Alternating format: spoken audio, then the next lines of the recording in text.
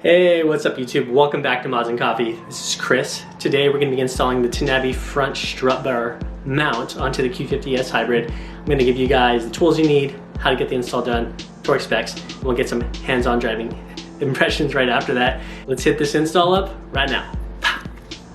Alright y'all, this is everything you need as they sent it to me. I don't have a table up right now, so I'm taking care not to scratch my trunk, but we got all the tools set up.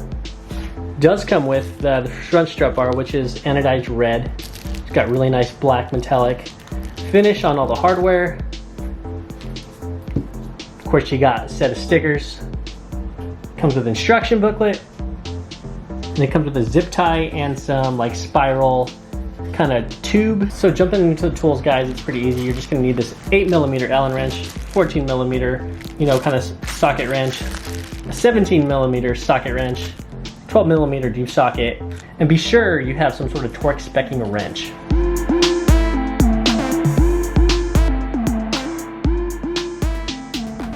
Okay guys, looking inside of the engine bay, first thing we're going to do is go after the 3 12mm bolts on top of the struts. This is the driver's side, as you'll see, and on the passenger side there is going to be this reservoir here, which is going to be tied up by zip tie. I know it's awful, but that is the only solution for this currently. So you'll pop this bad boy off. We'll move it out of the way so we can get down there, remove the nuts, and then we can get the bar set in place.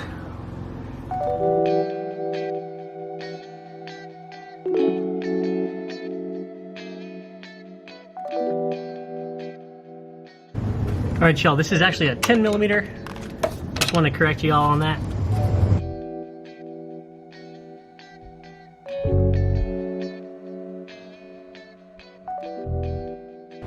Okay, y'all, on the hybrid, that last little 12mm is kind of like right under this hose. So what I'm gonna do is just remove this little piece of plastic. Should be popping this out. And then you're gonna have a pop clip there and 2 on top. And then we should be able to just remove this real quick and kind of move the hoses, because they're on this little like kind of rubber piece that moves up and down. We're gonna move them out of the way.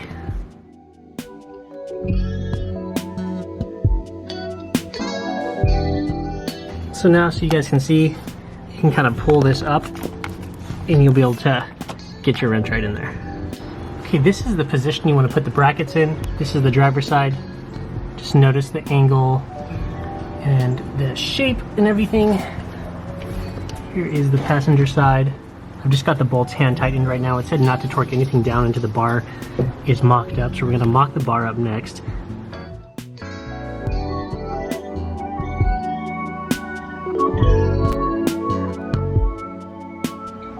Alright y'all, to get it mocked up, I pulled out about 4 threads on each side to kind of get it even, so it was perfectly centered, not any excess on one side.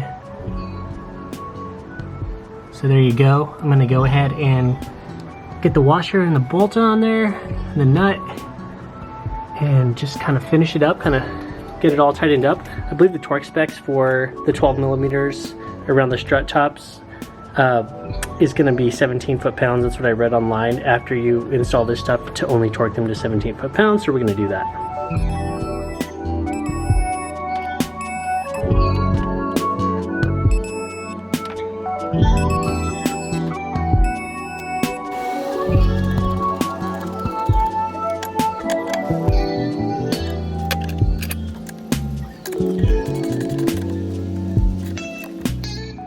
Okay y'all, everything is torqued down to spec.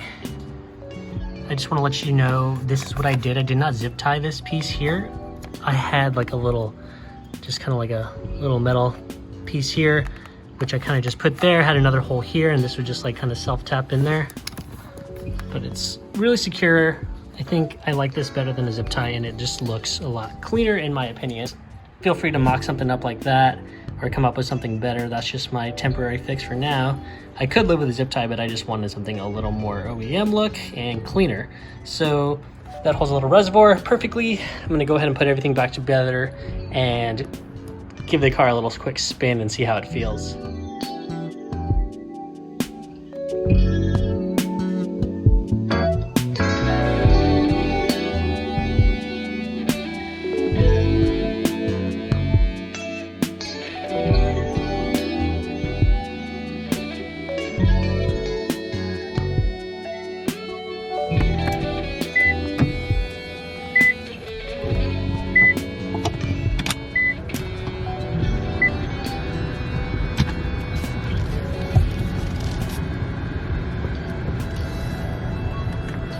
All right.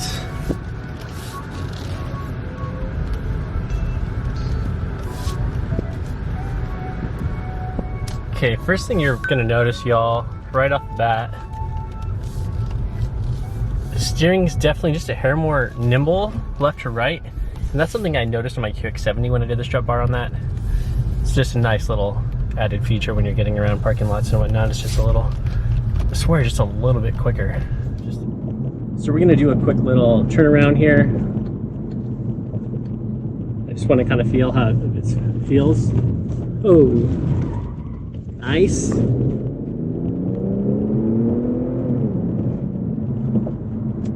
So yeah, that was pretty planted. Let me come around again. Nice. And we'll give it another little go. It used to have a lot more body roll coming into turns, like kind of sharp. Heck yeah, definitely feels better. That's pretty good. Like it used to definitely have significant body roll when I would kind of come up like this.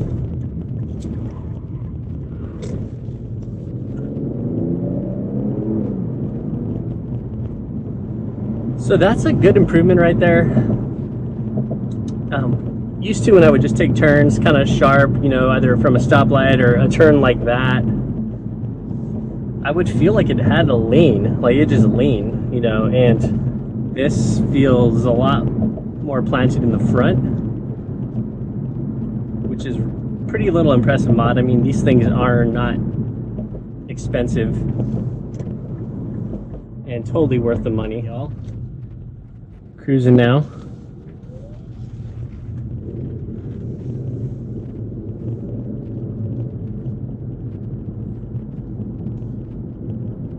So cruising at slightly more neighborhood speeds, it's still just a little bit quicker to respond. And this is still felt even though I have the direct adaptive steering, which is, you know, full digital, which this steering is super accurate. There's literally no dead center. Like if you turn slightly right, it goes right. If you turn slightly left, it's left. It's almost like most car steering wheels, like if you go left or right, there's like a dead spot. This car has no dead spot. It's quite strange. They changed that with the second gen adaptive steering, so the 2015s do have that. Even though it's full electric, there's still awesome feedback, and I can tell that it's something is slightly different. Like I would say I can notice maybe a 10%, 15% difference in how quick it's reacting.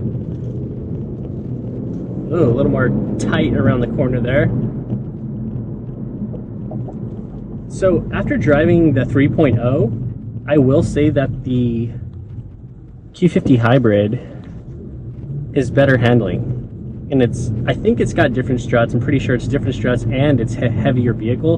And for some reason, the rear end just feels a lot more planted than the 3.0 I test drove a couple months ago. That 3.0 is just kind of like sloppy in the back. It was just, I don't know, sloppy. The suspension didn't feel sporty at all. This suspension is very stuck to the road, very planted. I'm really happy with this, and a lot of other members on the forum and the Facebook page have talked about how this is actually the better handling as far as feeling Q50 in the lineup, you know, next to the Red Sport and everything else. All right, y'all, so something I will be doing next week is installing the rear still-in sway bar. It's slightly thicker. It has two different position settings. I'll be doing the stiffest setting because I believe if you stiffen up the rear end, you will get just slightly more oversteer, which is kind of nice in an all-wheel drive vehicle. Because sometimes if you see, you know, when I take some of those turns, kind of slightly get a little bit of understeer, and you know, if we can kind of eliminate that, or at least kind of just help our overall handling, that's kind of what I'm going for. So we'll be doing that next week, install and review. But yeah, guys, thanks so much for joining today. If you like this content, please comment down below, like this video, and subscribe. I really appreciate that. And I've got a lot more Infinity content coming out for you guys very, very, very soon. So have yourselves a fabulous week, and I'll catch you guys next week on the still-in sway bar install and review.